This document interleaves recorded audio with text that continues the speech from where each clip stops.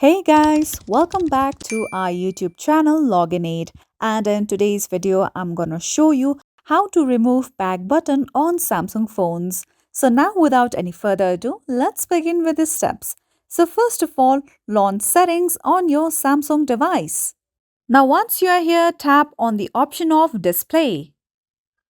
With that you'll come to this page. Now scroll down below and then select the option of navigation bar. Now once you come to this page, you'll see that the option of buttons is selected. Now what you have to do is select the option of swipe gestures.